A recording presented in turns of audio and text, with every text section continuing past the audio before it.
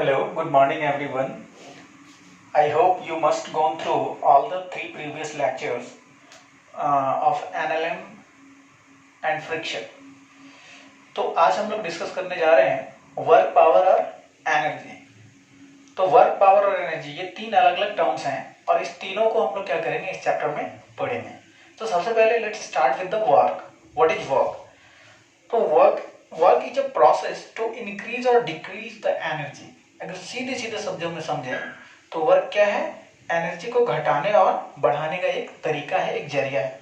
जैसे मान लो कि कोई एक मूविंग कार है, टॉय कार है, और वो किसी एक डायरेक्शन में मूव कर रही है और एक एक्सटर्नल एजेंट ने क्या किया, उसे थोड़ा सा पुश और कर दिया ड्यूरिंग इट्स मोशन, तो उसकी काइनेटिक एनर्जी आप देखोगे कि बढ़ जाएगी। तो हमने क्या किया, हमने सिर्फ वर्क किया उसके ऊपर और उसकी एनर्जी हमने बढ़ा दी। वहीं पे किसी भी मूविंग ऑब्जेक्ट के अगेंस्ट आप वर्क कर दो, जैसे मान लो कि आपने ब्रेक लगा दिया, तो ब्रेक लगाने का क्या मतलब होता है कि फ्रिक्शन वर्क करना शुरू कर देता है अगेंस्ट द मोशन। तो फ्रिक्शन जितना भी वर्क करता है तो वो वर्क के इक्विवेलेंट काइनेटिक एनर्जी उस ऑब्जेक्ट की घट जाती है। और आप देखते भी होंगे, आप व्हीकल चलाते हैं तो कि जैसे हम लोग ब्रेक लगाते हैं तो कुछ इंस्टेंट बाद, कुछ देर बाद उसकी स्पीड स्लो होने लगती है और फाइनली जाके वो रुक जाता है। तो हम ब्रेक लगाते हैं तो हमने क्या किया, हमने फ्रिक्शन को अलाउ किया to do the negative work. Okay, तो उसके एनर्जी को उसने, उस मूविंग व्हीकल की एनर्जी को उसने घटा दिया। तो वर्क क्या है? It's just a process to increase और डिक्रीज द एनर्जी। और अगर वर्क जीरो है तो वो एनर्जी पे कोई भी इफेक्ट नहीं डालेगा। ओके, तो अब इसको थोड़ी सी मैथमेटिकली हम लोग एक्सप्लेन करते हैं। तो मैथमेटिकली वर्क की जो डेफिनेशन है, वर्क ये क्या है? Force into displacement of the point, force into displacement of the point of application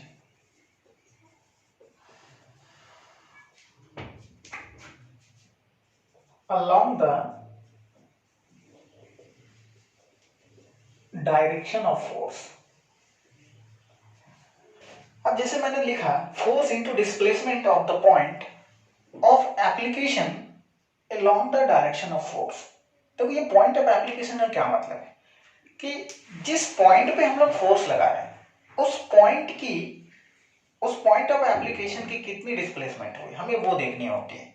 okay, और किस डायरेक्शन में होनी चाहिए? तो along the direction of force. जैसे मान लो हमने क्या किया, इस ब्लॉक पे एक फोर्स लगाया F, इस पॉइंट पे। ओके, और इस ब्लॉक में मूवमेंट आ गई in the direction of force और ये ब्लॉक यहां पे आ गया, अपने आप को x डिस्प्लेस कर लिया। अब चूंकि हम लोग रिजिड बॉडी पढ़ते हैं तो रिजिड बॉडी में अगर ये वाला पॉइंट्स, मान लो कि ये वाला पॉइंट्स, इसको अगर हम लोग P कह लें, तो अगर इसमें डिस्प्लेसमेंट x आ गई तो होल बॉडी की पॉइंट्स की डिस्प्लेसमेंट कितनी होगी? x होगी, क्योंकि सब में इक्वल डिस्प्लेसमेंट होगा, वरना बॉडी कंप्रेस हो जाएगी अगर ऐसा नहीं होता है तो यहाँ पे वर्क डन हम लोग क्या लिखेंगे? F into x. ओके, अब ऑब्लिक फोर्स, मान लो कि फोर्स तो अभी सीधा सीधा हॉरिजॉन्टल लग रहा है, अगर फोर्स ऑब्लिक लगे तो क्या करेंगे? तो मान लो कि इसी फोर्स को हम लोग ऐसे थीटा एंगल पे एक्सर्ट करें, this is the angle theta, और मान लो कि जिस पॉइंट पे हमने फोर्स लगाया पॉइंट P पे, ये पॉइंट अगेन यहां पे डिस्प्लेस करके आ गया, इसकी डिस्प्लेसमेंट इस पॉइंट P की अगेन x हो गई। अब वर्क डन बराबर क्या लिखेंगे? तो वर्क डन बराबर लिखेंगे फोर्स। तो देखो फोर्स का दो कंपोनेंट, एक कंपोनेंट कौन सा होगा? F cos थीटा, और एक कंपोनेंट क्या होगा? F sin theta. तो F cos थीटा क्या है? In the direction of displacement है। तो हमें क्या करना है, चाहे तो डिस्प्लेसमेंट को फोर्स के डायरेक्शन में ले लो या फोर्स को in the direction of displacement ले लो, लेकिन दोनों सेम ही डायरेक्शन में होनी चाहिए, मतलब एक ही लाइन के अलोंग होनी चाहिए। तो वर्क बराबर क्या लिखेंगे? F cos theta into x. तो वर्क बराबर क्या हो जाएगा? Fx cos theta. अब यहां पे आप देखो थीटा क्या है? एंगल बिटवीन डिस्प्लेसमेंट, ये डिस्प्लेसमेंट फैक्टर है तो डिस्प्लेसमेंट फैक्टर को यहां भी लिख सकते हैं हम लोग। तो डिस्प्लेसमेंट और फोर्स दोनों का टेल यहां पे मिलेगा, तो ये दोनों टेल का बीच का एंगल है थीटा। तो फोर्स और डिस्प्लेसमेंट का एंगल क्या है यहाँ पे? थीटा है। तो जब फोर्स और डिस्प्लेसमेंट थीटा एंगल बना रहा हो तो वर्क कितना होता है? F into x into cos theta. तो हम क्या लिख सकते हैं? W इज इक्वल टू, अगर एफ एक्स कॉस थीटा है तो theta is the angle between force and displacement. ये फोर्स और डिस्प्लेसमेंट का क्या है? एंगल है।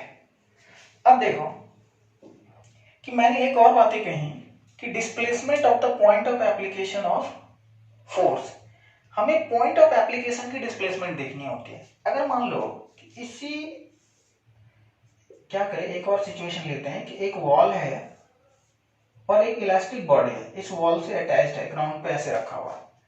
अब मैंने क्या करा कि इस पॉइंट पे फोर्स लगाया, पॉइंट पी पे फोर्स लगाया, F is the magnitude of force. अब क्या हुआ कि क्या ये पूरा होल बॉडी मूव कर पाएगी? क्योंकि यहाँ पे तो फिक्स वॉल है, तो होल बॉडी में मूवमेंट पॉसिबल नहीं है। तो क्या हुआ कि ये जो आपका बॉडी है ये कंप्रेस कर गया। अब तुम बोलोगे सर आप रिजिड बॉडी की बात कर रहे हैं। नहीं, मैं यहाँ रिजिड बॉडी की बात नहीं कर रहा हूँ। हाँ, ये इलास्टिक बॉडी है, ये कंप्रेस हो सकती है। तो क्या हुआ कि इसमें कंप्रेशन आ गया। तो मान लो कि ये कंप्रेस होकर यहाँ तक आ गया। अब इसकी नई सिचुएशन ये हो गई, ये डॉटेड लाइन। तो देखो, तो अगर ये सेपरेशन x है तो ये जो पॉइंट ऑफ एप्लीकेशन P है ये कहां पे चला गया? यहाँ पे चला गया। तो जब ये यहाँ पे चला गया तो वर्क होगा क्या? तो ऑब्वियस सी बात है, वर्क होगी, क्योंकि मैंने जिस पॉइंट पे फोर्स अप्लाई किया उसमें डिस्प्लेसमेंट मुझे दिख रही है। पूरे बॉडी में डिस्प्लेसमेंट नहीं भी हो तो चलेगा। इसलिए हमें वर्क डन में हमें ये ध्यान रखना होता है कि आप जिस पॉइंट पे फोर्स लगा रहे हो उस पॉइंट का क्या डिस्प्लेसमेंट है। अगर वो पॉइंट डिस्प्लेस कर रही है तो वर्क डन होगा, अगर उस पॉइंट में कोई डिस्प्लेसमेंट नहीं है तो वर्क डन नहीं होगा। ओके, तो आप इसे नोट करें।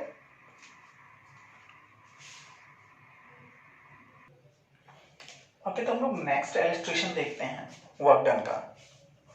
तो जैसे देखो, आपने स्प्रिंग पढ़ा होगा। तो मान लो कि ये स्प्रिंग क्या है? एक फिक्स वॉल से अटैच है और इस स्प्रिंग पे हमने यहाँ पे फोर्स लगाया। तो जब हम लोग फोर्स लगाते हैं तो क्या ये पूरा का पूरा होल स्प्रिंग मूव करना शुरू कर देगा? नहीं, क्योंकि यहाँ पे क्या है? फिक्स वॉल है, फिक्स्ड वॉल है। तो फिक्स्ड वॉल के कारण क्या होगा? इस पूरे के पूरे होल स्प्रिंग में मूवमेंट नहीं होगी। तो जहां पे मैंने फोर्स लगाया वो पॉइंट तो कंप्रेस हो जाएगा। अगर आप किसी भी फिक्स वॉल से स्प्रिंग को अटैच करो तो और अपने हाथ से पुश करो तो होल स्प्रिंग तो मूव नहीं करेगी। जिस पॉइंट पे आप फोर्स लगा रहे हो उस पॉइंट ऑफ एप्लीकेशन की मूवमेंट होगी। हाँ, तो मान लो कि इस पॉइंट पे हमने फोर्स लगाया और ये मूव करके कंप्रेस होकर एक्स चला गया, तो क्या यहाँ पे वर्क जीरो होगा? नहीं, work is not equal to zero, क्योंकि जिस पॉइंट पे हमने फोर्स लगाया उसमें डिस्प्लेसमेंट आ गई। चाहे वो होल बॉडी में डिस्प्लेसमेंट फोर्स ला पाया हो, इसकी कोई गारंटी नहीं है, लेकिन अगर पॉइंट ऑफ एप्लीकेशन में डिस्प्लेसमेंट है तो there will be the work done. Okay, तो रिजिड बॉडी में जनरली क्या होता है कि हम किसी एक पॉइंट पर फोर्स लगाते हैं तो पूरा बॉडी मूव करते हैं, क्योंकि वहां पे रिजिड बॉडी में कोई गुंजाइश नहीं होती कि बॉडी कंप्रेस हो जाए। ऐसा हम लोग बिल्कुल भी नहीं मानते हैं। अब देखो इसी का दूसरा एग्जांपल, मान लो कि आप मूव कर रहे हो, तो मूव कर रहे हो तो आपसे पूछ दिया जाए कि find the work done by the static friction. Obvious सी बात है, आप सबको पता होगा कि हम लोग फ्रिक्शन के कारण ही मूव कर पाते हैं। तो जब हम लोग चलते हैं तो क्या करते हैं? अपने पैर से जमीन को पीछे की तरफ प्रेस करते हैं, तो हमारे पैर पे फ्रिक्शन क्या होता है? आगे की तरफ एक्ट करता है। तो मान लो कि ये इंसान है, ये मूविंग है, तो इसके पैर पे फ्रिक्शन, स्टैटिक फ्रिक्शन किधर होगा? फॉरवर्ड डायरेक्शन में। तो फ्रिक्शन जब फॉरवर्ड डायरेक्शन में होगा और मान लो कि ये इंसान चल के एक्स डिस्टेंस आगे चला गया, तो what will be the work done by the static friction? सोचो। तो इसका भी आंसर जीरो होगा। क्यों? क्योंकि जब तक इंसान जमीन पे स्टैटिक है तो फ्रिक्शन तो इंसान के फुट पे फोर्स लगा रहा है ना, और जब फ्रिक्शन इंसान के फुट पे फोर्स लगा रहा है तो फुट में कोई डिस्प्लेसमेंट नहीं है। इंसान आगे कब बढ़ता है? जब अपने पैर को उठा लेता है। तो जैसे पैर उठाया तो फ्रिक्शन खत्म ना। फ्रिक्शन तभी तक एक्ट करेगा जब आपका पैर आपके जमीन के साथ क्या हो? कांटेक्ट में हो। तो फ्रिक्शन खत्म, फ्रिक्शन जीरो। फिर ये इंसान थोड़ा सा आगे बढ़ा, फिर मान लो कि अगला स्टेप में फिर जमीन पे पैर आया। जब तक पैर पे जमीन है, सॉरी, जमीन पे पैर है तब तक क्या होगा कि फ्रिक्शन एक्ट करेगा, लेकिन फ्रिक्शन जब तक एक्ट करेगा तो इंसान का पैर स्टैटिक रहता है, पॉइंट ऑफ एप्लीकेशन की कोई भी डिस्प्लेसमेंट नहीं होती, और अचानक से वर्टिकल डायरेक्शन में फिर से इंसान पैर उठा लेता है और कांटेक्ट खत्म हो जाती है। तो स्टैटिक फ्रिक्शन का मूवमेंट पे कोई भी वर्क डन नहीं होता है। हम लोग रेंगते नहीं है, चलते हैं, है ना। हाँ, फ्रिक्शन के हेल्प से चल पाते हैं, स्टेप फॉरवर्ड ले पाते हैं, लेकिन यहाँ पे स्टैटिक फ्रिक्शन की कोई वर्क डन नहीं होगी। तो work done bye static friction is 0। आपने शायद रोलिंग मोशन भी पढ़ा होगा। एक और इलस्ट्रेशन लेते हैं। जैसे मान लो कि आपको अगर याद हो कि कोई भी बॉडी मान लो कि प्योर रोलिंग में है, सेंटर ऑफ मास की रफ्तार ये यानी घूम भी रही है और आगे भी बढ़ रही है। तो इस केस में आपने पढ़ा होगा कि ये जो पॉइंट ऑफ कांटेक्ट होता है ये ऑलवेज किस में रहता है, रेस्ट में रहता है, रहता है नहीं रहता है। तो फ्रिक्शन का वर्क डन जो होगा, अगर मान लो कि ये रोलिंग मोशन करके मूव करके आगे आ जाए, ओके, मान लो कि इसमें डिस्प्लेसमेंट x आ गई, तो फ्रिक्शन कहां पे एक्ट करेगा, जहां पे ये पॉइंट क्या हो, कांटेक्ट में हो।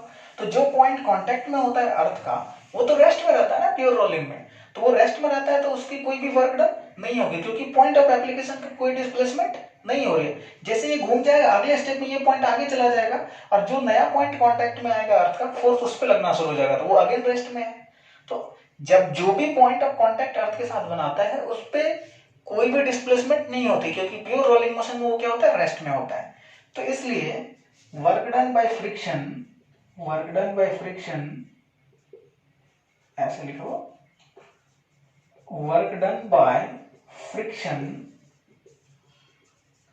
In pure rolling motion is 0। तो इसलिए मैंने पॉइंट ऑफ एप्लीकेशन पे जोर दिया कि आप जो सिंपल पढ़ते हो कि वो फोर्स इनटू डिस्प्लेसमेंट, वो सही है, लेकिन डिस्प्लेसमेंट किसकी, displacement of the point of application of force, ये जरूरी है। ओके, तो देखें आगे बढ़ते हैं, आप इसे नोट करें।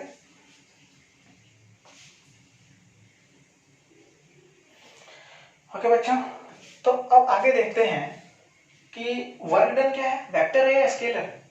तो वर्क डन क्या है, स्केलर क्वांटिटी है, और आपने पढ़ा भी होगा जब वेक्टर पढ़ा होगा।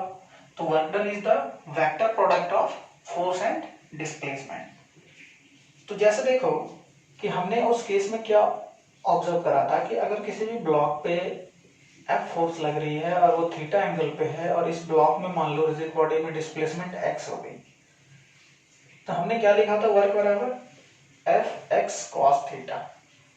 तो देखो, तो अगर ये डिस्प्लेसमेंट x है, ये x है, तो ये भी x होगा, तो x का cos component along the force हो जाएगा कि नहीं हो जाएगा। तो चाहे आप फोर्स का कंपोनेंट ले लो, आप इसको ऐसे भी लिख सकते हो, x को अलोंग द फोर्स और perpendicular to the force resolve कर लो, तो ये क्या हो जाएगा, x cos थीटा, ओके, और परपेंडिकुलर टू द फोर्स इधर क्या हो जाएगा, x sin थीटा। तो हमने डेफिनेशन में क्या पढ़ा था, force and displacement along the direction of force. तो हमने फोर्स की डायरेक्शन में डिस्प्लेसमेंट का कौन सा कंपोनेंट लिया, x cos थीटा। तो एक तरीका आप ऐसे समझो, या दूसरा तरीका ये था कि हमें क्या करना है, फोर्स को ही रिजॉल्व कर लेना है, इधर F cos थीटा, इधर F sin थीटा, और बॉडी में डिस्प्लेसमेंट कितनी है, x। तो अभी भी आप वर्क बराबर क्या लिखोगे, जो फोर्स x के डायरेक्शन में है, डिस्प्लेसमेंट की डायरेक्शन में है, उसी फोर्स को लेना है और डिस्प्लेसमेंट लेना है। तो दोनों केस में फॉर्मूला क्या आ रहा है, सेम आ रहा है। तो चाहे आप फोर्स को डिस्प्लेसमेंट की डायरेक्शन में कर लो या डिस्प्लेसमेंट को फोर्स के डायरेक्शन में कर लो, तो जिस सिचुएशन में जो भी आपको इजी लगे उसको रिजॉल्व करके आप फोर्स और डिस्प्लेसमेंट को सेम ही डायरेक्शन में रखना है और दोनों को मल्टीप्लाई कर देना। अब देखो यहाँ पे थोड़ी सी हम इस पे और डिस्कस करते हैं कि अगर वर्क डन बराबर Fx cos थीटा है, तो अगर मान लो कि फोर्स भी वेक्टर है ना, डिस्प्लेसमेंट भी वेक्टर है, तो आपको याद होगा कि आपने पढ़ा होगा A डॉट बी। तो A डॉट बी बराबर क्या होता है, A का मैग्नीट्यूड B का मैग्नीट्यूड इनटू cos थीटा। तो यहाँ पे देखो तो force displacement into cosine of angle between them, तो इसको हम लोग डायरेक्ट तो लिख सकते हैं ना, F dot x force dot displacement. तो अगर आपका फोर्स वेक्टर फॉर्म में हो, सपोज करो एग्जांपल के लिए अगर F बराबर आपका i j k के फॉर्म में हो, एफ एक्स आई कैप, एफ वाई जे कैप, एफ जेड के कैप, फोर्स 3 डायमेंशन में हो सकते हैं। और मान लो कि आपका जो डिस्प्लेसमेंट वेक्टर हो, मान लो उसको हम लोग आर वेक्टर कह दो या डेल्टा आर, वो है आपका एक्स आई कैप, वाई जे कैप, जेड के कैप। तो आप वर्क डन के लिए क्या करोगे, सीधे दोनों का डॉट प्रोडक्ट करोगे। तो क्या होगा, मान लो force into x direction into x का displacement, F Y into Y, F Z into Z. तो यहां पे हमारा फोर्स क्या रहेगा, कांस्टेंट। ये किसके लिए है, कांस्टेंट फोर्स के लिए। अगर मान लो कि आपका फोर्स वेरिएबल है, एक्स के डायरेक्शन में वेरी कर रहा है, वाई के डायरेक्शन में वेरी कर रहा है, हाँ, तो उस केस में आप वर्क डन कैसे निकालोगे। तो उस केस में हम लोग क्या करेंगे, व्हेन फोर्स इज वेरिएबल, तो मान लो कि कोई भी एक आर्बिट्री पाथ है और यहाँ पे फोर्स लग रहे हैं एफ, और ये एफ वेरिएबल है। तो मान लो कि ये जो एफ है ये तीनों डायरेक्शन में हो सकता है, एफ एक्स आई कैप, एफ वाई जे कैप, इसका 3 कंपोनेंट ले लेते हैं, एफ जेड के कैप। और बॉडी जो है पॉइंट ए से मान लो कि बी तक डिस्प्लेस किया, डिस्प्लेसमेंट वेक्टर है ये, जिसको डेल्टा आर कहते हैं। तो डिस्प्लेसमेंट भी 3 डायमेंशन में हो सकती है। तो डेल्टा आर को हम लोग क्या लिखेंगे, एक्स के, मान लो कि इस रास्ते से चलने पे हमें एक्स के डायरेक्शन में डीएक्स डिस्प्लेसमेंट मिलती है, वाई के डायरेक्शन में भी मिलती है और जेड के डायरेक्शन में मिलती है।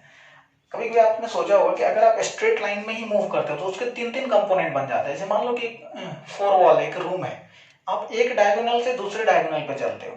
तो जब आप एक डायगोनल से दूसरे डायगोनल पे चलते हो, मतलब दूसरे कॉर्नर पे चलते हो डायगोनल के अलोंग, तो उसके 3 कंपोनेंट बनते हैं, एक वर्टिकल डायरेक्शन में, एक हॉरिजॉन्टल डायरेक्शन में और एक अदर डायरेक्शन में। हाँ, तो 3 कंपोनेंट बनते हैं। तो मान लो कि ये 3 डायमेंशन में कोई भी एक आर्बिट्री लाइन है जिसके अलोंग फोर्स एक्ट कर रहा है, एफ एक्स आई कैप, एफ वाई जे कैप, एफ जेड के कैप, और उसी आर्बिट्री लाइन के अलोंग डिस्प्लेसमेंट भी हुई है, जिसको हम लोग डेल्टा आर वेक्टर कहते हैं। तो इस, मान लो कि इस डेल्टा आर वेक्टर का भी 3 कंपोनेंट है। तो हम लोग तीनों कंपोनेंट पहले बहुत छोटा लेते हैं, क्योंकि जब वेरिएबल फोर्स हो तो पहले हम लोग छोटा सा कंपोनेंट लेके वर्क डन कैलकुलेट करेंगे, देन उसको क्या करेंगे, इंटीग्रेट करेंगे। तो dx i cap, dy j cap and dz k cap. तो छोटा सा जो वर्क हुआ dw, वो क्या होगा, दोनों का फिर से डॉट प्रोडक्ट करोगे तो क्या आएगा, fx dx, fy dy and fz dz। अब क्या करना है, दोनों तरफ इंटीग्रेशन लगा देंगे। अब आपको क्वेश्चन में गिवन होगा कि x1 से x2 तक जाना है, y1 से y2 तक जाना है, z1 से z2 तक जाना है।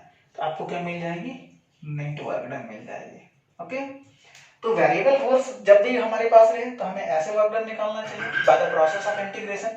अगर कांस्टेंट फोर्स है तो सीधे सीधे आप क्या कर दो, डॉट प्रोडक्ट कर दो। ठीक, ओके, नोट इट डाउन, फिर आगे बढ़ते हैं।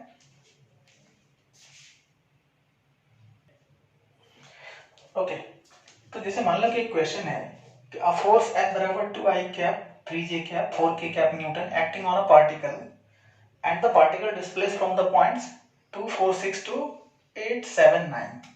इस पॉइंट से इस पॉइंट तक डिस्प्लेस किया। मान लो कि ये पॉइंट सारे किसमें है, मीटर में, कोऑर्डिनेट है। तो सिंपल सी बात है कि फोर्स आपको क्या दिख रहा है, कांस्टेंट दिख रहा है। एक्स के डायरेक्शन में 2 न्यूटन का फोर्स है, वाई के डायरेक्शन में 3 है और जेड के डायरेक्शन में 4 है। तो डिस्प्लेसमेंट हम लोग निकाल लेते हैं सिंपल। तो डिस्प्लेसमेंट वेक्टर बराबर क्या हो जाएगा, फाइनल पोजीशन वेक्टर। तो what will be the final position vector, तो 8i कैप, क्योंकि x कोऑर्डिनेट 8 है, 7j cap plus 9k cap minus 2i cap minus 4j cap minus 6k cap. तो 8i minus 2i 6i 3j और कितना हो जाएगा 3k cap. ये displacement vector हो गया। तो वर्क डन बराबर कितना हो जाएगा, तो 2i plus 3j plus 4k dot 6i plus 3j plus 3k। अब आपको डॉट प्रोडक्ट आता होगा, 6 2 जा 12, 3 3 जा 9, 4 3 जा 12, तो कितना हो जाएगा आंसर 33 जूल। ऐसा यूनिट ऑफ वर्क क्या होता है, जूल होता है। अब आके नेक्स्ट क्वेश्चन करते हैं। अब हम लोग वेरिएबल फोर्स लेते हैं।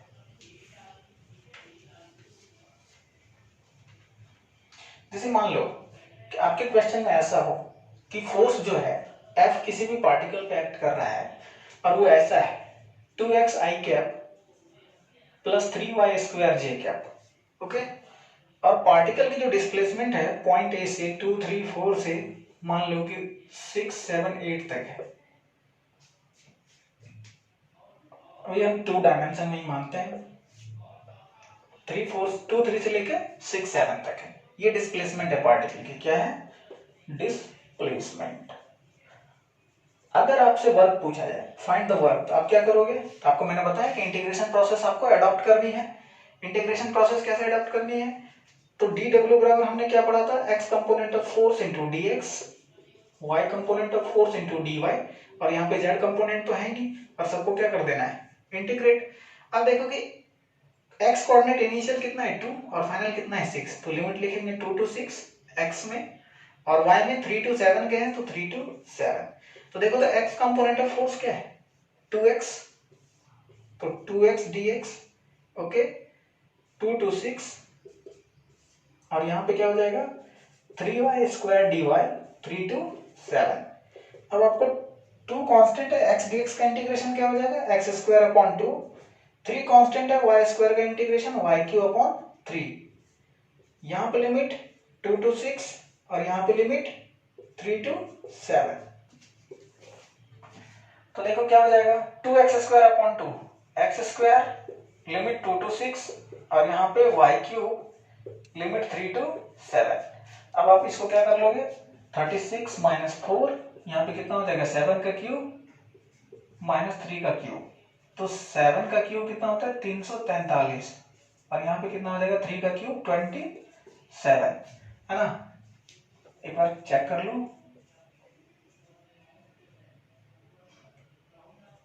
हाँ ठीक है। तो अब आप इसे क्या कर लेंगे? सॉल्व कर लेंगे। सॉल्व कर लेंगे तो क्या आ जाएगा? आंसर। तो आई होप कि आपको सिर्फ x, कभी कभी सिर्फ x में वेरिएबल देता है, कभी कभी x y z सब में दे देगा, आपको x y z तीनों का फंक्शन दे देगा। तो उस केस में आपको क्या करना है? इंटीग्रेशन का हेल्प लेना है। जब भी फोर्स वेरिएबल हो तो आपको इंटीग्रेट करके क्या करना है? वर्क डन निकालनी है। ओके, तो नोट करें।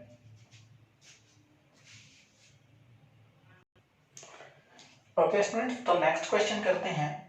नेक्स्ट क्वेश्चन क्या कह रहा है कि एक क्वाड्रेंट है, सर्कल का क्वाड्रेंट है, रेडियस r, और इस क्वाड्रेंट में क्या हो रहा है कि फोर्सेस, जो एक कांस्टेंट फोर्स एक्ट कर रहा है, कांस्टेंट फोर्स F एक्ट कर रहा है। अब F जो है वो 3 केस में अलग अलग डायरेक्शन में एक्ट कर रहा है। तो पहला केसेस में क्या कह रहा है कि force is constant and always directed in horizontal.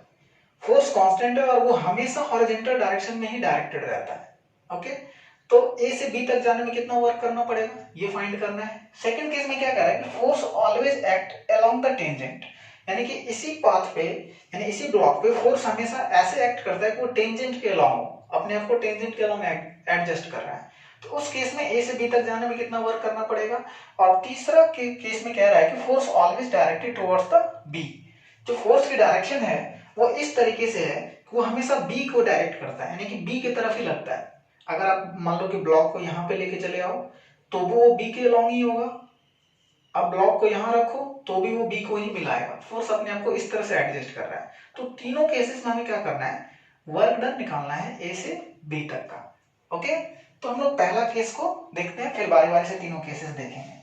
तो फर्स्ट केस में क्या है कि फोर्स हॉरिजॉन्टल डायरेक्शन में डायरेक्टेड है, कोई बात नहीं।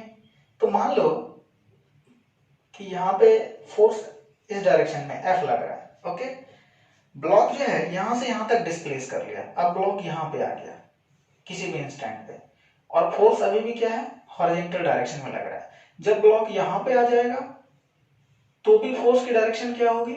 हॉरिजॉन्टल ही होगी। तो इस तरह से हॉरिजॉन्टल फोर्स से खींच खींच के कहां तक ले जा रहा है? बी तक ले जा रहा है।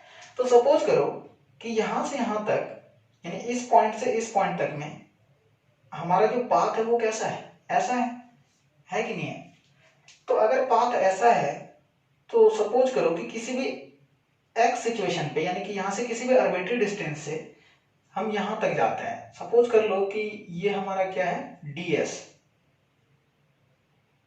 ये थोड़ा सा बड़ा हो गया, आप इसे जूम कर सकते हैं लाइक दिस, कि पार्टिकल किसी भी सिचुएशन पे यहां पे था, अब कहां पे पहुंच गया? यहां पे। तो फोर्स अभी भी ऐसा है, और डिस्प्लेसमेंट मान लेते हैं क्या? डिस्प्लेसमेंट वेक्टर ये ds है। हाँ, तो ये ds है और मान लो कि फोर्स के साथ क्या एंगल बना रहा है, थीटा, तो ds का इधर कंपोनेंट क्या बनेगा, ds cos थीटा, और वर्टिकल डायरेक्शन में कंपोनेंट क्या बनेगा, ds sin थीटा। तो हमें अगर छोटा सा वर्क डन निकालना हो, यहां से यहां तक कि ds के लिए वर्क डन निकालना हो, मान लो ये पॉइंट है P, बीच में कोई भी आर्बिट्री पॉइंट है P और Q, तो आप क्या लिखोगे, छोटा सा वर्क डन बराबर dw बराबर कांस्टेंट फोर्स, फोर्स तो इसी डायरेक्शन में लग रहा है हमेशा, हॉरिजॉन्टल डायरेक्शन में, तो डिस्प्लेसमेंट हमें कौन सी लेनी होगी, ds cos थीटा, तो force into displacement ds cos theta, ये छोटा सा वर्क डन हुआ। अब आप इसे क्या कर लो, इंटीग्रेट कर लो। अब आप ध्यान दो कि कोई भी एलिमेंट हो ds का, अगर उसका हम cos कंपोनेंट लेंगे तो हमें क्या मिलेगा, हमेशा हॉरिजॉन्टल मिलेगा, हॉरिजॉन्टल कंपोनेंट मिलेगा। तो सारा हॉरिजॉन्टल डिस्प्लेसमेंट का हॉरिजॉन्टल कंपोनेंट का समेशन एक समय क्या मिलेगा, जब ब्लॉक यहां से यहां पे चला जाएगा तो r के बराबर होगा। समझ में आ रही है? जैसे देखो, मान लो कि ब्लॉक यहां से यहां चला गया, तो यहां से यहां चला गया, अगर मैं इसे ओरिजिन मानूं तो इस पॉइंट की कोऑर्डिनेट क्या लिखूंगा, यहां से ऊपर गया हमने r, और हॉरिजॉन्टल डायरेक्शन में कितना हमने गया, तो हमारी डिस्प्लेसमेंट क्या होगी, r और r। तो अगर इस पॉइंट के मैं कोऑर्डिनेट लिखूं, इसको ओरिजिन मानते हुए, तो क्या लिखेंगे, r। तो अगर पार्टिकल यहां से यहां गया तो x के डायरेक्शन में कितना मूव किया, अगर ये ओरिजिन है तो r, तो जितना भी छोटा सा आपका आर्क होगा, उस आर्क का जो हॉरिजॉन्टल कंपोनेंट बनेगा उसका समेशन क्या देगा, सबको जोड़ते जाएंगे तो एक समय में क्या मिल जाएगा, r। तो वर्क डन क्या हो जाएगी आपकी, वर्क डन हो जाएगी force into displacement r, f into r, joule is the right answer. अब सेकंड केस में देखते हैं, सेकंड केस में क्या कह रहा है,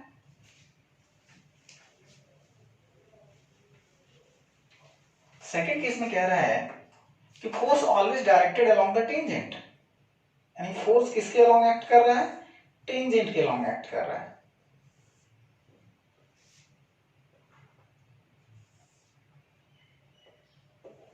ओके,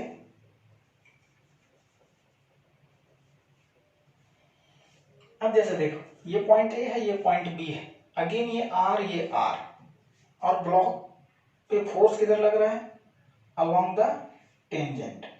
जब ब्लॉक यहां पे आएगा तो भी फोर्स किधर लगेगा, अलोंग द टेंजेंट। जब ब्लॉक यहां आएगा उस इंस्टेंट पे भी फोर्स अलोंग द टेंजेंट। तो देखो, तो हम लोग ब्लॉक को भी अगर मूव कराते हैं, अगर मैं यहां से यहां तक की बात करूं कि मान लो कि ब्लॉक यहां से यहां पहुंचा होगा किसी भी टाइम पे, तो उसकी जो डिस्प्लेसमेंट हुई होगी, ये जो आपको कर्व दिख रहा है, तो डिस्प्लेसमेंट भी तो अलोंग द टेंजेंट ही होगी ना, और फोर्स भी अलोंग द टेंजेंट ही अपने आप को एडजस्ट कर रहा है। मान लो कि यहां से यहां तक की डिस्प्लेसमेंट है ds, हाँ बहुत छोटा सा डिस्प्लेसमेंट है ये, तो यहाँ पे फोर्स की भी डायरेक्शन क्या है, टेंजेंट के अलोंग ही है, और डिस्प्लेसमेंट भी क्या है, अलोंग द टेंजेंट ds है। अब अगला यहां से मान लो कि यहां तक की स्टेप है, अगेन ये ds, तो फोर्स अपना डायरेक्शन फिर से अलोंग द टेंजेंट बदलेगा, और डिस्प्लेसमेंट फिर से ds अलोंग द टेंजेंट। मान लो कि यहां से यहां तक के स्टेप में फोर्स की direction along the tangent, displacement again ds along the tangent. तो फोर्स अपने आप को क्या कर रहा है, डिस्प्लेसमेंट के डायरेक्शन में एडजस्ट कर रहा है। तो डिस्प्लेसमेंट के डायरेक्शन में एडजस्ट कर रहा है, तो हर एक छोटा सा डिस्प्लेसमेंट जो होगा, हर एक छोटा सा जो वर्क होगा, तो वो क्या होगा, F इंटू डी एस, क्योंकि दोनों के बीच के एंगल क्या है, 0 डिग्री। अब अगर आप एफ डी एस को बार बार जोड़ते चलोगे, इंटीग्रेट करते चलोगे, तो ये D S along the tangent total कितना लेंथ देगा, तो आपको पता है कि कितना लेंथ है ये क्वार्टर सर्कल का, तो 2 पाई आर अपन 4। तो आप क्या करो, फोर्स तो कांस्टेंट है, फोर्स को बाहर कर लो, डिस्प्लेसमेंट की समेशन कितनी हो जाएगी, तो 2 पाई आर अपन 4, तो F इंटू 2 पाई आर, यानी कि क्वाड्रेंट है इसलिए 2 पाई आर अपन 4, तो आंसर क्या हो जाएगा, F pi R upon 2 joule. तो इस केस में वर्क डन कितना होगा, इतना होगा। अब केस थर्ड लेते हैं, force always directed towards the B. अब फोर्स जो है अपनी डायरेक्शन, ब्लॉक कहीं पे भी हो, फोर्स की डायरेक्शन बस बी की तरफ होगा, तो उस केस में टोटल वर्क डन क्या होगा, ए टू बी तक। ओके,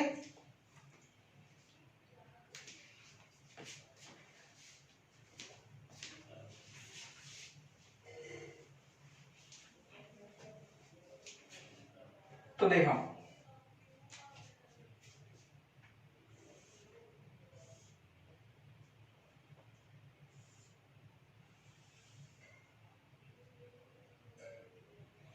मान लो ऐसे सिचुएशन है, ये ए, ये बी, अगेंस्ट ये रेडियस आर, ये रेडियस आर। ब्लॉक क्या है कि ब्लॉक जब यहां पे है तो भी फोर्स की डायरेक्शन क्या है, टुवर्ड्स बी, यानी कि बी की तरफ डायरेक्टेड है, ऐसा है फोर्स। ओके, एफ मैग्नीट्यूड का। मान लो कि जब ये ब्लॉक यहां पे चले जाता है तो ब्लॉक भले ही कर्विकल पाथ पे मूव कर रहा हो, लेकिन हमेशा फोर्स की डायरेक्शन किधर है? Towards B. फोर्स बी की तरफ ही एक्ट कर रहा है। अगर मान लो कि ब्लॉक यहां पे पहुंच जाए तो भी फोर्स की डायरेक्शन क्या होगी? टुवर्ड्स बी, यानी कि फोर्स हमेशा उसी लाइन के अलोंग एक्ट करेगा ताकि वो बी को डायरेक्ट कर सके। तो अब इस केस में हम लोग कैसे सॉल्व करेंगे? तो देखो, मैं एक और डायग्राम बनाता हूं नीचे।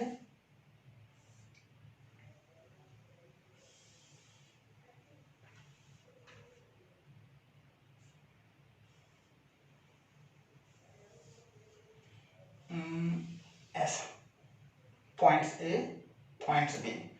तो हम लोग क्या करते हैं कि मान लो कि किसी भी आर्बिट्री वर्टिकल के साथ किसी भी आर्बिट्री एंगल अल्फा पे आपका ब्लॉक है। ब्लॉक मान लो कि इस एंगल पे पहुंच गया, मैं ब्लॉक का बहुत छोटा सा डायग्राम बना रहा हूं। ओके, इस एंगल पे पहुंच गया। अब ब्लॉक क्या करता है, यहां से यहां तक डिस्प्लेस कर लेता है। मैं पॉइंट कर दूं, ज्यादा बेटर होगा। मान लो कि ब्लॉक जो है यहां से यहां कितना डिस्प्लेस किया?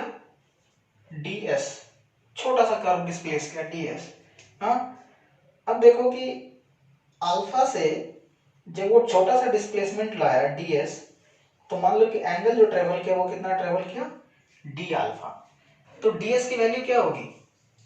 तो d alpha theta is equal to L upon R, ds upon R. तो r बराबर क्या हो जाएगा? r into D alpha is equal to क्या? ds। तो जो हमारा डिस्प्लेसमेंट वेक्टर मिला वो कितना मिला? r into D alpha. Okay, अब मान लो कि यहां से यहां तक गया, ठीक है। फोर्स की डायरेक्शन जो है वो किधर है? b के लॉन्ग। ये आपका क्या हो गया? फोर्स f की डायरेक्शन। थोड़ा सा बड़ा बनाते हैं, यस। तो ये हो गई फोर्स की डायरेक्शन। फोर्स अभी भी b के अलोंग है। तो मान लो कि डिस्प्लेसमेंट का डायरेक्शन आप कैसे लोगे? Along the tangent. ये डिस्प्लेसमेंट ds वेक्टर की डायरेक्शन है। तो डिस्प्लेसमेंट और फोर्स मान लो कि थीटा एंगल बना रहा है। ओके, तो थीटा एंगल बना रहा है, तो आप वर्क डन बराबर क्या लिखोगे? वर्क डन बराबर लिखोगे force F displacement ds into cos theta. लिखोगे कि नहीं लिखोगे? तो F डिस्प्लेसमेंट ds वेक्टर बराबर हमारा क्या है? r d alpha into cos theta. अब ये जो छोटा सा वर्क डन होगा इसको हम लोग क्या कर लेंगे? इंटीग्रेट कर लेंगे। अब आप सोचोगे कि इंटीग्रेट कर लेंगे तो अब यहाँ पे दो दो वेरिएबल है, एक अल्फा है एक थीटा है। कैसे? तो जैसे जैसे पार्टिकल मान लो कि यहाँ से यहाँ आगे बढ़ेगा तो अल्फा चेंज होगा ना, और अल्फा चेंज होते होते कहां तक चला जाएगा? π/2 तक। अब आप बोलोगे कि सर थीटा भी कैसे चेंज हो रहा है? तो थीटा देखो, जिस समय ब्लॉक यहाँ पे उस समय मान लो कि वो बी के साथ थीटा एंगल बना रहा है, फोर्स और डिस्प्लेसमेंट। अगर सपोज करो कि ब्लॉक, मैं इसको यहां से रिलेट कर रहा हूं कि पहले सिचुएशन में डिस्प्लेसमेंट की डायरेक्शन ये है और फोर्स क्या है? ये है, थीटा एंगल पे है। ओके, अगर मान लो कि अगले सिचुएशन में डिस्प्लेसमेंट की डायरेक्शन बदल जाएगी और फोर्स अभी भी बी की तरफ है, तो ये एंगल और ये एंगल बराबर होंगे क्या? नहीं। जैसे जैसे ये कर्व पे आगे बढ़ेगा वैसे वैसे डिस्प्लेसमेंट की डायरेक्शन बदलेगी और बी के अलोंग तो फोर्स फिक्स ही है, तो थीटा की वैल्यू बदलते चली जाएगी। अब फाइनली देखोगे कि जब ये बी पे पहुंच जाएगा, जब ये कहां पहुंच जाएगा, मान लो कि यहां पे ब्लॉक पहुंच जाएगा, तो डिस्प्लेसमेंट का भी डायरेक्शन वर्टिकली अपवर्ड, ओके, और फोर्स भी वर्टिकली अपवर्ड। तो यहाँ पे थीटा 0 डिग्री हो जाएगी। होगी कि नहीं होगी? जब ब्लॉक यहाँ पे है तो उस समय थीटा कितना है? फोर्स और डिस्प्लेसमेंट के बीच ये हो गया डिस्प्लेसमेंट। तो देखो ये 90 है, ऑब्वियस सी बात है ये एंगल 45 होगा, ये 45 होगा, तो ये होगा 45। तो जब ये ब्लॉक यहाँ पे था तो थीटा 45 था। जब ये ब्लॉक यहाँ पे पहुंच जाएगा तो दोनों वर्टिकल डायरेक्शन में जाएगा, थीटा 0 डिग्री हो जाएगी। तो थीटा बदल रही है ना, तो हर एक पॉइंट टू पॉइंट जैसे जैसे ये स्लाइड करेगा वैसे वैसे थीटा चेंज होगा। तो इसलिए थीटा और अल्फा का रिलेशन लाना जरूरी है। तो फिर थीटा और अल्फा का रिलेशन कैसे लाएंगे? तो देखते हैं आगे।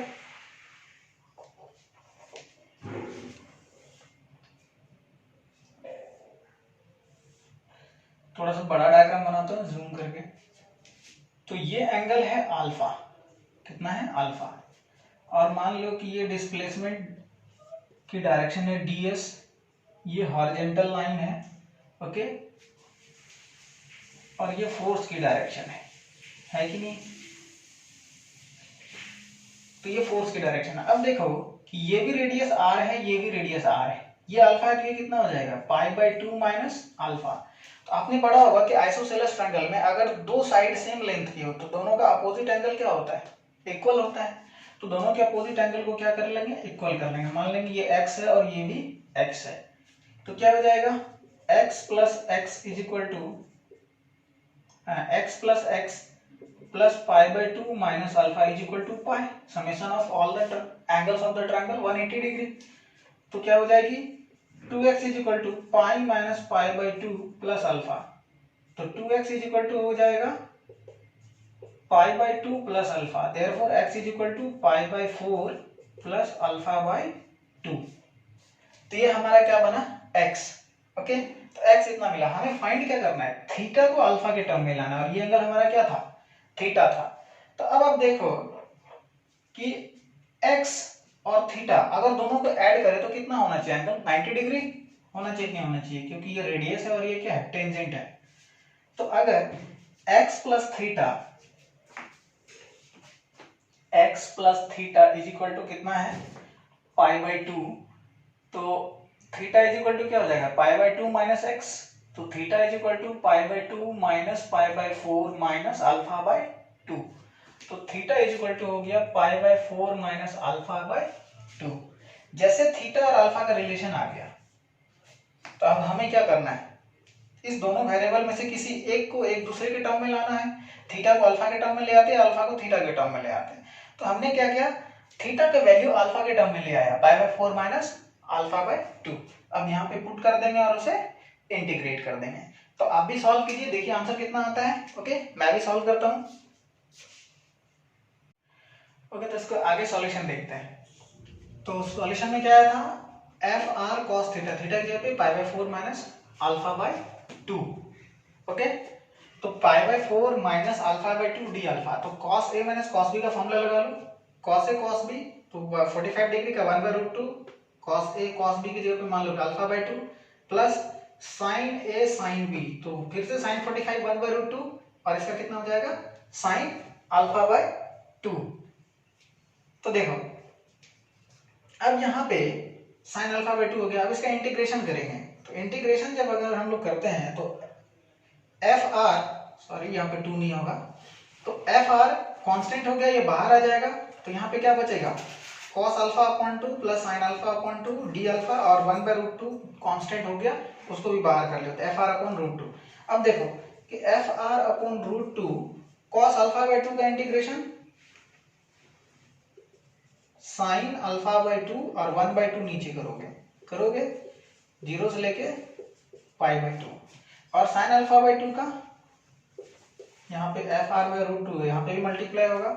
तो यहाँ पे हो जाएगा साइन का माइनस कॉस होता है, तो इसलिए माइनस बाहर ले लिए, cos अल्फा बाय 2, और यहाँ पे क्या लिखोगे? 1/2, लिमिट 0 to π/2।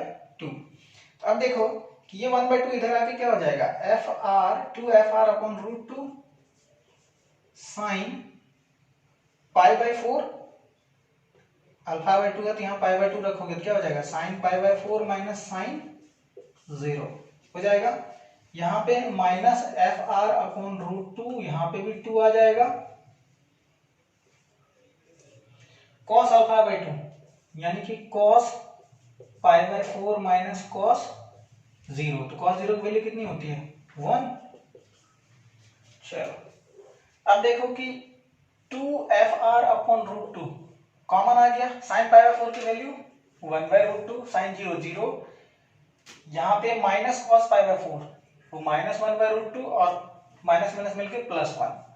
तो देखो ये दोनों खत्म हो गया, तो क्या हो गया? 2FR अपॉन √2 से 2 कैंसिल हो जाएगा रूट में, answer will be FR into √2, इतना जो आंसर हो जाएगा। तो ये अच्छा क्वेश्चन था। ओके, आप इसे नोट करें, फिर आगे बढ़ते हैं। ओके स्टूडेंट्स, तो आगे देखते हैं हम लोग work done by the different forces, क्योंकि आप इसी की हेल्प से क्या करोगे? वर्क एनर्जी थ्योरम भी अप्लाई कर पाओगे। तो सबसे पहले हम लोग कितने फोर्सेस एग्जिस्ट करते हैं? तो जो हमें पढ़ना होता है मैकेनिक्स में जनरली, तो वो होता है आपका gravitational force, normal force, okay, friction force, friction में भी हम लोग स्टैटिक काइनेटिक देख लेंगे, स्प्रिंग फोर्स यहाँ पे देख लेंगे। तो इन सारे फोर्सेस का वर्क डन एटलीस्ट हमें निकालने आना चाहिए। Pseudo force, okay. तो बारी बारी से वर्क डन पर ऑल द फोर्सेस अलग अलग कंडीशन में हम लोग चेक करेंगे। तो सबसे पहले हम लोग पढ़ते हैं work done by the gravitational force, work done by the gravity. तो मैंने 3 सिचुएशन लिए हैं, 1, 2 और मान लो कि सिचुएशन क्या है, 3rd। तो पहला सिचुएशन में क्या किया हमने कि एक m मास का ऑब्जेक्ट है, उसको अर्थ सरफेस से स्लोली कहाँ पे h हाइट पे पहुंचा दिया। तो अगर h हाइट पे पहुंचा दिया किसी भी तरीके से, यहाँ से यहाँ चला गया, तो वर्क डन बाय ग्रेविटी क्या होगा। तो आपको पता है कि g की वैल्यू वेरी करती है, लेकिन अगर h बहुत छोटा हो तो क्या होता है, g की वैल्यू हम लोग ऑलमोस्ट कांस्टेंट मानते हैं, यानी कि 50 मीटर, 100 मीटर, 200 मीटर हो तो g में कोई खास फर्क नहीं आता, इसलिए हम लोग near about the earth surface g क्या मानते हैं, कांस्टेंट। तो इसलिए फोर्स भी क्या हो जाएगा, mg कांस्टेंट हो जाएगी। तो हम लोग सीधे सीधे वर्क डन लिखेंगे, work done due to gravity is equal to force mg। तो देखो mg नीचे लग रहा है और डिस्प्लेसमेंट ऊपर, तो एंगल कितना बनेगा डिस्प्लेसमेंट और वर्क के बीच में, 180 डिग्री। तो क्या लिखेंगे, cos 180 क्या होता है, नेगेटिव होता है। तो work done by gravity in first case कितना हो गया, माइनस mgh, ओके। अब सेकंड केस में देखते हैं। इस बार हमने ब्लॉक को h हाइट पे ही ले गया, लेकिन दूसरे पाथ के अलोंग ले गया, एक इंक्लाइन प्लेन के अलोंग ले गया, जिसकी इंक्लिनेशन क्या है, थीटा है। तो अब आप जानते हैं कि किसी भी इंस्टेंट पे अगर मान लो कि आप mg को रिजॉल्व करोगे, यूं मान लो कि इसकी डिस्प्लेसमेंट यहाँ से यहाँ तक x है, तो हम लोग क्या लिखते हैं, वर्क डन बराबर फोर्स इनटू डिस्प्लेसमेंट। अब देखो तो mg वर्टिकली डाउनवर्ड और डिस्प्लेसमेंट इधर, तो दोनों के बीच में एंगल कितना होगा, या आप mg को रिजॉल्व कर लो। mg का इधर कंपोनेंट कितना होता है, mg sin थीटा, और perpendicular to the plane component कितना होता है, mg cos थीटा। तो परपेंडिकुलर कंपोनेंट तो कोई वर्क डन नहीं करेगा, क्योंकि आपको पता है कि case of zero work done क्या होता है, fs cos थीटा। अगर थीटा 90 डिग्री हो डिस्प्लेसमेंट और फोर्स का एंगल, तो क्या होता है, वर्क डन 0 होता है। तो इसके कारण वर्टिकल कंपोनेंट के कारण कोई भी वर्क नहीं होगा, जो भी वर्क होगा इसके कारण होगा। तो mg sin theta along the displacement है, और डिस्प्लेसमेंट कितनी है हमारी, x। तो हम लोग वर्क डन बराबर लिखेंगे mg sin theta force into displacement x, और वो भी नेगेटिव, क्योंकि फोर्स और डिस्प्लेसमेंट अपोजिट डायरेक्शन में है। अब आप देखो कि work done by gravity minus mg x sin theta. अगर ये x है तो x का ये वाला कंपोनेंट x cos थीटा और x sin थीटा क्या हो, वर्टिकल कंपोनेंट, और वर्टिकल कंपोनेंट इसके बराबर होगा, h के बराबर। जब इसी ट्रायंगल में sin थीटा की वैल्यू रख दो, minus mg x sin theta is equal to t upon h।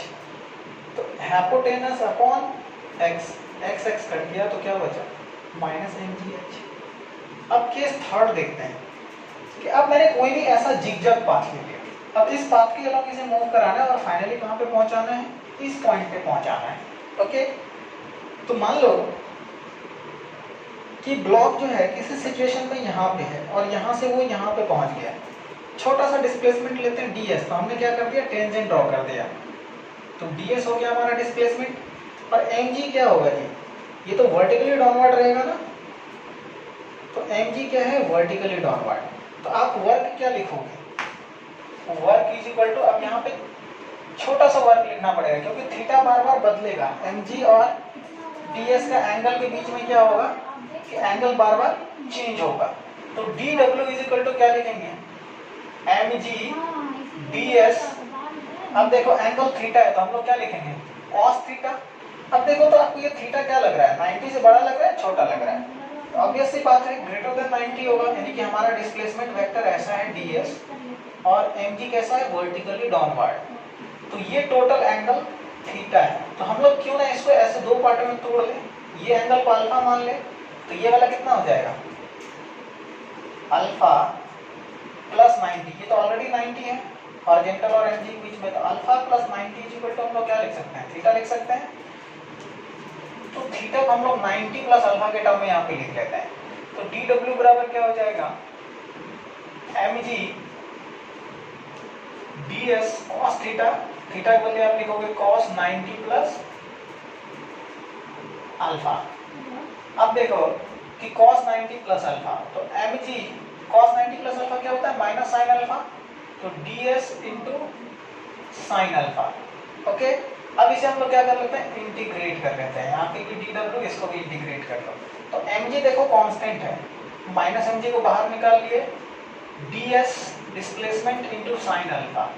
अब देखो तो ds साइन अल्फा का कॉम्बिनेशन क्या होगा, ds साइन अल्फा का अगर हम लोग समीशन कर देते हैं, अगर ये ds है तो ये क्या हो जाएगा, ds cos अल्फा, और वर्टिकल कंपोनेंट इसका कितना हो जाएगा, ds साइन अल्फा हो जाएगा।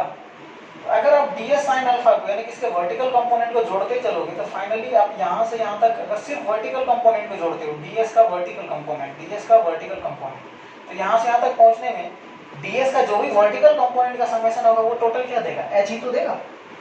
तो क्या हो जाएगा, माइनस mg h हो जाएगा। तो आपने क्या देखा कि केस 1, केस 2, केस 3 तीनों केस में टोटल वर्क डन कितना आया, mg h।